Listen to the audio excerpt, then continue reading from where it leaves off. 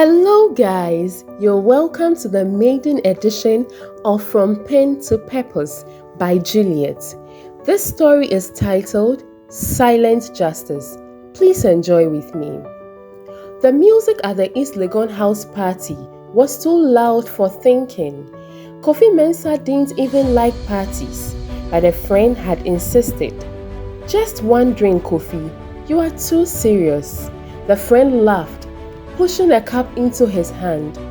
Kofi hesitated. I'll sip small. He never finished it. The next thing he remembered was flashing blue lights, a pounding headache, and a police officer shouting, "All of you, hands on your head, move!" "Officer, I don't even know these people," Kofi said weakly.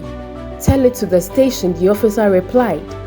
By morning, the others had lawyers. Some had parents, some had money. Kofi had none.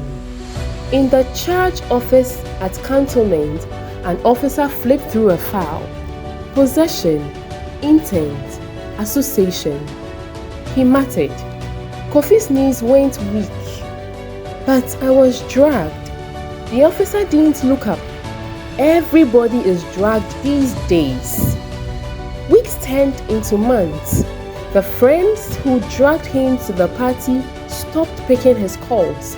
His family up north sold what they could, but it wasn't enough.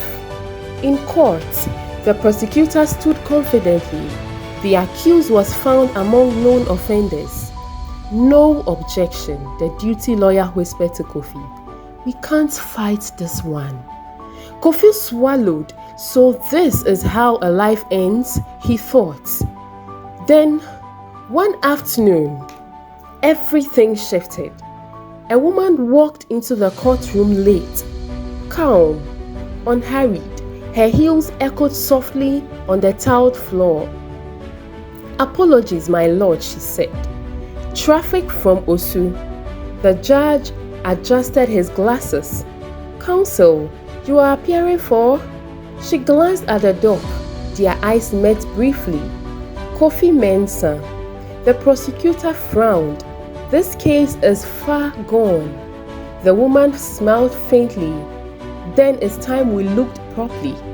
Her name was Amasewa, a visiting High Court judge temporarily reviewing remand cases. She asked questions no one had bothered to ask before. Was the drink tested? Where is the CCTV footage? Why was the accused's phone never examined? Silence followed. The judge leaned forward.